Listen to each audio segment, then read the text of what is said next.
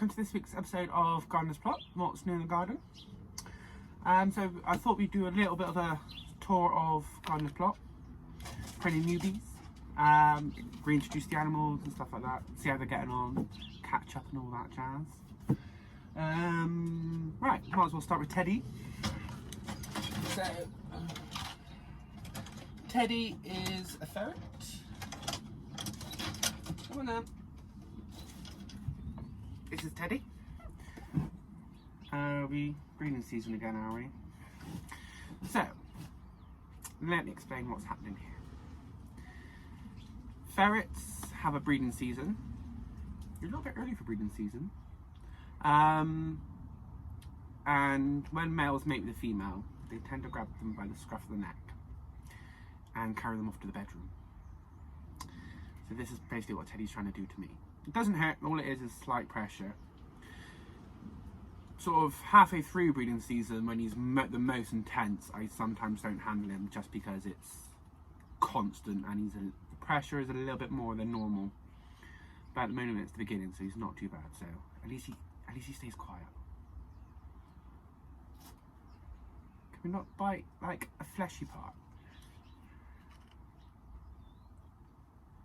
I say it doesn't hurt. It still leaves an indent. Alright. Are you gonna be good? So he gets a little bit intense and gets a little bit confused, so I offer the thumb. So this is Teddy, who we got at a wedding.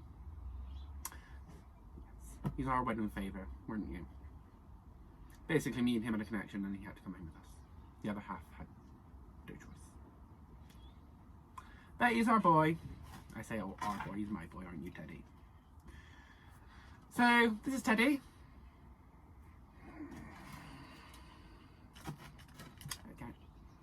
So I'm going to try and put him away, and then we'll go around and see the other animals and what's going on in the garden at the moment. Yeah? Right. See you in a second.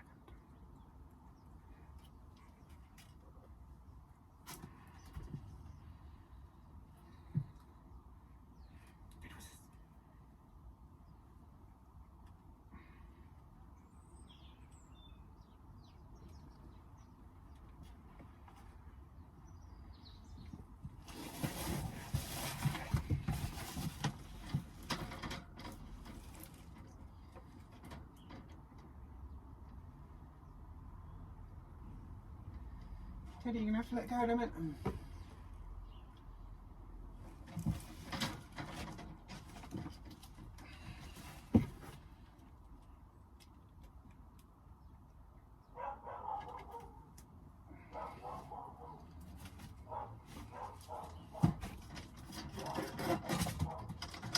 Come feed you in a minute.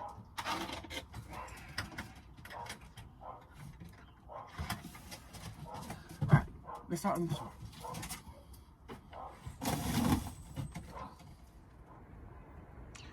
So I thought we would start in the Avery with Saskia. Yes, we're talking about you, missus. Saskia is a grey squirrel. She is hand raised, so that's why she's in an enclosure. She wouldn't survive out in the wild, not now. She's used to too many home comforts, and it's just way too tame. She wouldn't survive at all, so that's why we've got this lovely, nice big enclosure. There is a video about how I hand raised her, which I'll put a link to in the description. She's a little bit more active now as sort of spring's coming forward. She's started to come out a little bit more. And we have put, what's his name? Shuttlecock in here, little shuttle. I thought moving him away from the other birds, he's not going to be as stressed and trying to call as much. And touch wood, he seems to be doing a lot better in here. He's only been in here a couple of days, but he's no longer calling at 5:15 in the morning, which is good. So I have put a little bit of seed down and everything to try and encourage a bit more grass, a little bit more of forest floor, if you like. There is some bulbs coming up and everything, and I like to scatter seed for Saskia. She doesn't always eat it, so he's currently having his seeds scattered as well. I have got like a hutch just here, which I can put food in as well. It's a little water bowl. It's a little bit wet and muddy, but yeah, it's got places to hide. So we might bring the, I might swap him round, like put him inside 1 week and bring the pair out until I actually get a female for him. There you go, the Avery. The ferns have all got new growth. There is some bulbs coming up as well. But everything is wet and muddy at the moment, so apologies. So there you go. Saskia. She's being rude today, she doesn't want to come up for cuddles. Right, let's go explore the rest of the wildlife garden. So for any newbies to the channel, half the garden is dedicated to wildlife. I've tried to create various habitats and things like that to encourage as much wildlife into the garden as possible and create those little ecosystems, natural predators and things like that. So up in the shaded area here, you've got a nice fern garden. There is planned to have a stream running through here at some point. But the ferns, they'll be coming back again soon. They're all starting like this new growth and everything. I say that. There we go. The new growth. What else is going on here? Oh, primroses all coming up through. So hopefully they'll spread. And they are starting to spread. So we have got a little one here. So the plan is to have this with all primroses. Got some cherry tree saplings that I do need to move. At the moment they're happy there. So I might do something with those, I don't know. I've got too much to do in this garden. Well, you all know what it's like. Along there, the front of the Avery, there is some wild garlic popping its head up. So again, hopefully that will spread up through the Avery and along this front. We do have some bluebells and every snowdrops along here as well, so those should be making an appearance again soon. Wildlife wall, it's a bit bare at the moment. I do plan on adding some more plants and things like that.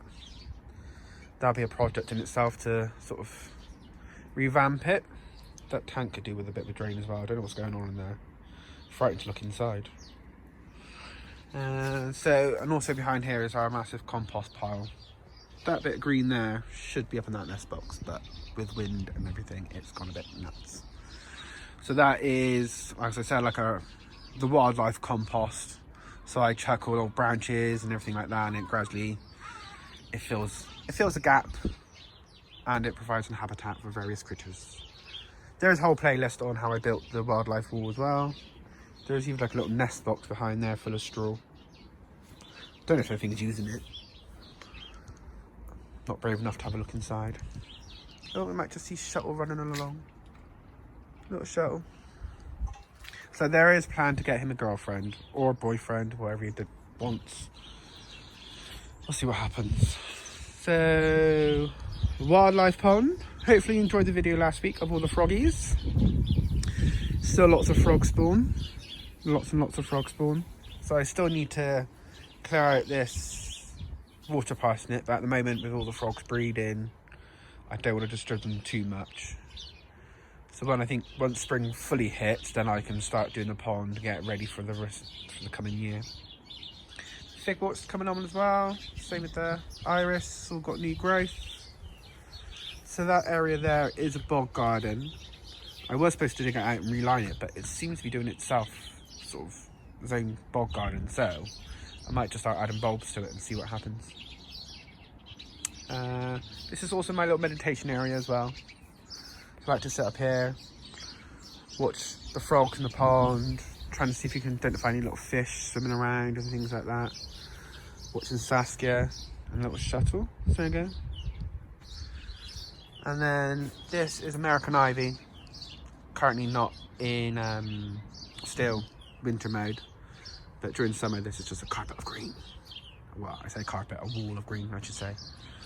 My little secret garden tunnel, so we'll go through. There's Boston on my mud pit. Then we have, this is the wildlife border.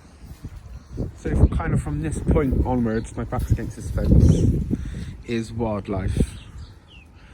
This is full of bulbs, so we've got crocuses coming up. Whatever they're called, the name's gone from my head. This is where I've got lots of alliums. I've also got berry bushes. I think that's gooseberry. There's some blueberries there. some red currant, some black currant. So they kind of give structure to the border as well. The alliums tend to sort of perch along them. A fox keeps bringing bones into the garden as well. Don't know where they're from. I think that might have been Boston poo.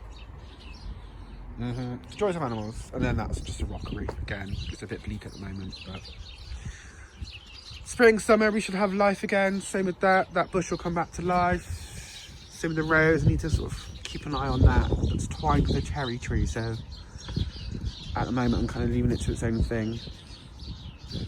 We'll have a quick look over in this little bit of growing space. So this is planned for salads and things. Salad leaves, some rocket and spinach. The spinach did really well in this last year. Strawberries are poking their heads up through as well.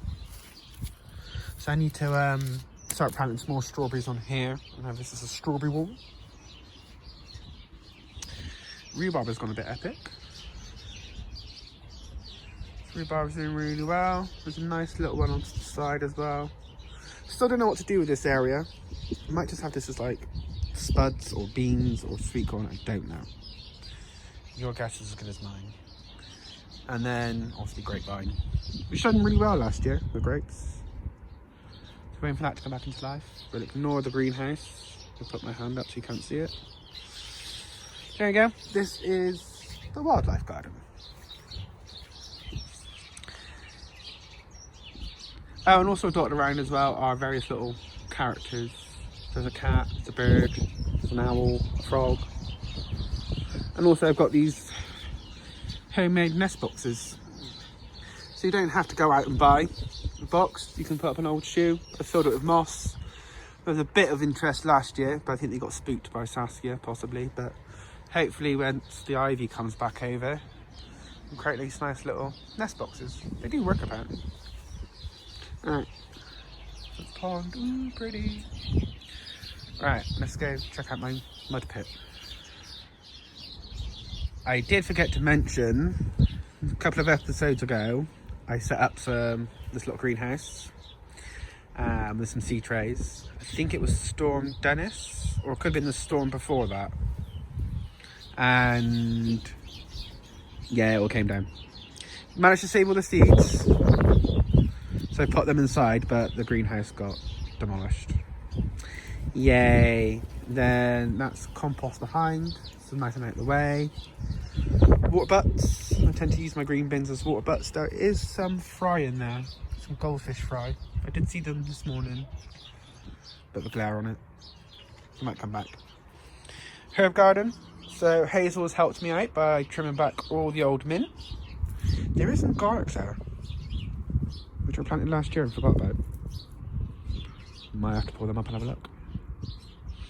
So this is the herb bed, this bay leaf, and I've started to use these as herbs as well. Apart from that one's obviously got succulents. And then this bed, I have no idea what to do. The chickens tend to destroy it, so at the moment I tend to just fill it up with compost and it's there. And the girls, I have got some lawn grass seed to put down this week. They just destroy it within seconds normally. But while it's wet and muddy, I'm just like, I'll just go nuts, turn it all over, and then I can do a new lawn. It comes back quite quickly. This Boston looking handsome. Rabbits aren't out today, just because the weather's so on and off. I don't want to be chasing them around when it's peeing down with rain.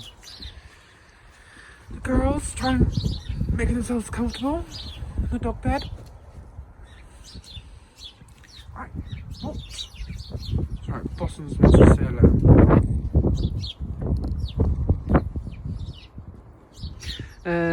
So yes, that's where the guinea pigs live, which you saw at the beginning of the video. Again, they're all covered. I won't disturb them. I already put their hay and food in. I think that was Miss Puggle running across there. But you saw them at the beginning of the video. We'll go this way. Y'all keeping up? Again, kitchen garden, kind of growing space, currently full of grass. Still don't know what. Tomatoes tend to do well here, although they didn't do well last year. So, again, another bit of growing space that we can utilise. Chicken Avery, some nice fresh hay on top, some old hay at the bottom, and they just turn it over and they're due to clean out soon. I think that's, oh, I found an old egg, so I took it. They tend to eat them. But yeah, that's due a clean out every couple of months. Once a month I generally give it a whole clean out and then start building back up the bedding again and then put that all in the compost. There you go, pretty much what's going on out here. Look at that mud. The joys of chickens, eh? That's why there's a massive fence across to stop all these going up there and destroying that garden. They can destroy this as much as they want, just not the wildlife garden. I'll go say hello to the rabbits and Rambo and Queenie, the quail. So here's the mated pair of quail, if you like. I've got this up because Rambo likes to attack Boston, and Boston's starting to not retaliate, but there's a couple of times where Boston's gone, you can hear his teeth, so put this up and it keeps him out of the way. Sorry about the sunlight, sorry about that. There you go, it's the quail, Queenie and Rambo. I need to get some food. I'll tell you what, let's quickly feed them. 2 seconds.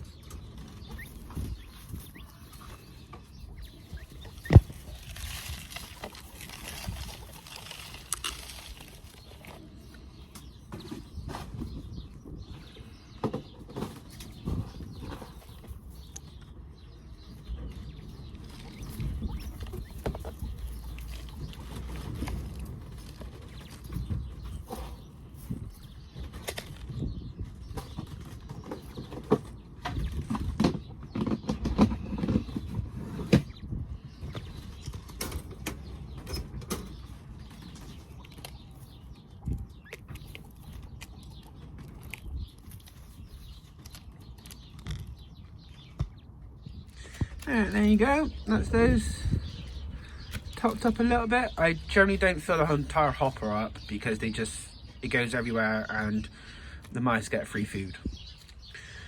It's been a bit rough with you, Annie, missus. Got a bit of feather missing. We'll give you a break later on. Sometimes I put her in a different cage for an hour just so she can have a bit of a break. She loves it. She has a little bath, she sits down, a glass of wine, lights some candles. Don't you, my love? So there you go. I'll pop this back. Rambo normally gets excited over food and Boston gets excited and it's just, yes. So go say hello to the bunnies. Excuse the mess in here. So these guys I try and give these as much free time out as possible. They have got levels and everything. If it's wet or raining on the evening, I just don't just let them have a run around in the lean-to, block it up, so they can have a little bit of explore, stretch their legs. But I'm not letting them outside in this weather. I know it's sunny now, but so guys, should we give you some pellets? Can you see?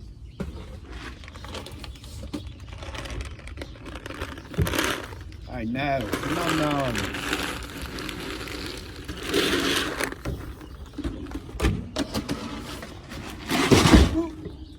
Apologies. There you go. That's Hazel and Earl, her new boyfriend. They're in love. Well, Hazel's in love. But that's the hay bale that they disappeared into. Hay rack. Like I said, I try and give them as much free time out as possible. But that's why they've got the this in there, just so it gives them something to jump up onto, to stretch their legs. It's not the most ideal, but just in winter and with Earl as well, normally they're in with the chickens, so they've got a lot more of a bigger space, but as he's still quite young and spent his entire life inside, it's not fair on him to go out when it's this cold, so.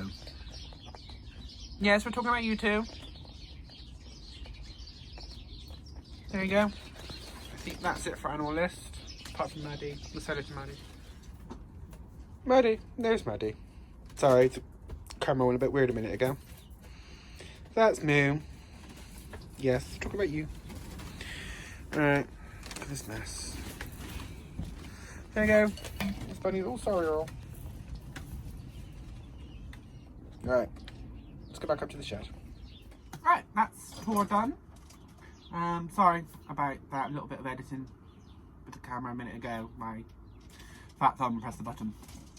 So I had to do a little bit of a snip and edit, so apologies about that.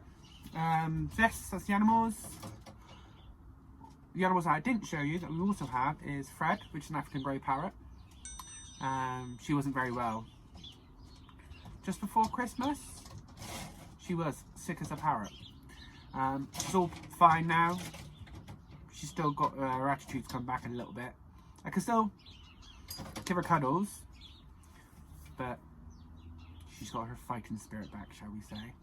And then we've also got two cats, Panda and Bear.